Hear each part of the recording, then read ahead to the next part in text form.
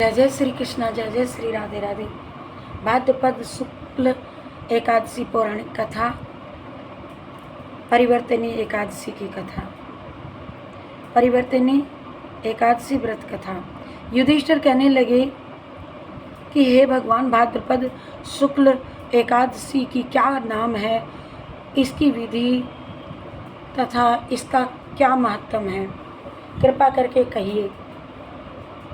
तब भगवान श्री कृष्ण कहने लगे कि इस पुण्य, स्वर्ग और मोक्ष को देने वाली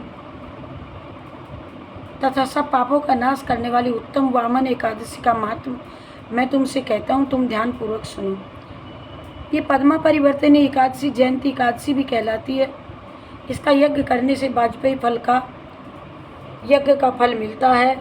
पापियों के पाप नाश करने के लिए इससे बढ़कर कोई उपाय नहीं। जो मनुष्य इस एकादशी के दिन मेरी वामन रूप की पूजा करता है, उससे तीनों लोग पूज्य होते हैं। तो मोक्ष की इच्छा करने वाले मनुष्य इस व्रत को अवश्य करें। जो कमल नयन भगवान का कमल से पूजन करते हैं, वे अवश्य भगवान के समीप जाते हैं। जिसने भाद्रपद शुक्ल एकादशी को व्रत और पूजन किया, उसने ब्रह्मा विष्णु सहित तीनों लोकों का पूजन किया। अतः हरिवासर अर्थात एकादशी का व्रत अवश्य करना चाहिए। इस दिन भगवान करवट लेते हैं, इसीलिए इनको परिवर्तनी एकादशी भी कहा जाता है। भगवान के वचन सुनकर युधिष्ठिर जी बोले कि भगवान, मुझे अति संदेह हो रहा है कि आप किस प्रकार सोते होंगे, किस तरह से करवट लेते हैं तथा किस तरह राजा बलि को बांधा, वामन रूप रख करके क्या क्या आपने लीलाएं की, चातुर्मास के व्रत की क्या विधि है तथा आपके शयन करने पर मनुष्य का क्या कर्तव्य है, जो आप हमसे आप आज विस्तार रूप से कहिए। श्री कृष्ण कहने लगे कि हे राजन,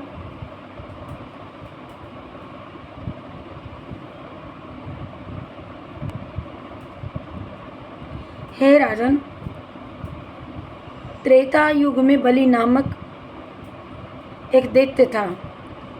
अब आप सब पापों को नष्ट करने वाली इस कथा का श्रवण करें। त्रेता युग में बलि नामक एक दैत्य था। वो मेरा परम भक्त था। विविध प्रकार के वेद सूक्तों से मेरा पूजन किया करता था सदैव, और नित्य ही ब्राह्मणों का पूजन तथा यज्ञ और आयोजन भी करता था। लेकिन इंद्र के द्वेष के कारण उसने इंद्रलोक तथा सभी देवताओं को जीत लिया था। इस कारण सभी देवता एकत्र होकर के सोच विचार करके भगवान के पास गए। बृहस्पति सहित इंद्र आदि देवता प्रभु के निकट जाकर के और नतमस्तक होकर के वेद मंत्रों द्वारा भगवान का पूजन और स्तुति करने लगे।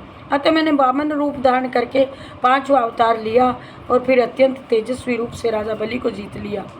इतनी वार्ता सुनकर राजा युधिष्ठिर बोले कि हे जनार्दन, आपने वामन रूप धारण करके उस महाबली दैत्य को किस प्रकार से जीता। श्री कृष्ण जी कहने लगे, मैंने वामन रूपधारी ब्रह्मचारी बलि से 3 पग भूमि की याचना करते हुए कहा कि ये मुझको 3 लोक के समान है, और हे राजन, यह तुमको अवश्य देनी होगी। राजा बलि ने उसे तुच्छ याचना समझ करके 3 पग भूमि का संकल्प दे दिया, और मैंने अपने त्रिविक्रम रूप को बढ़ा करके यहाँ तक कि भूलोक में पद, वरलोक में जंघा और स्वर्गलोक में कमर, महरलोक में पेट, जनलोक में हृदय और यमलोक में कंठ की स्थापना कर सत्यलोक में मुख और उसके ऊपर मस्तक स्थापित किया।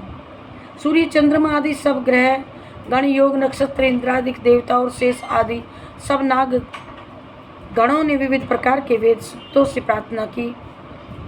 तब मैंने राजा बलि का हाथ पकड़ करके कहा कि हे राजन, एक पद से पृथ्वी, दूसरे से स्वर्गलोक पूर्ण हो गए, अब तीसरा पग मैं कहाँ रखूं।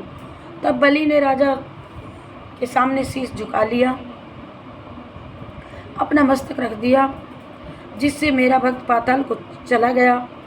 और फिर उसकी विनती और नम्रता को देख करके मैंने कहा कि हे बलि, मैं सदैव तुम्हारे निकट ही रहूँगा। विरोचन पुत्र बलि से कहने पर भाद्रपद शुक्ल एकादशी के दिन बलि के आश्रम पर मेरी पूरी की पूरी मूर्ति स्थापित हुई।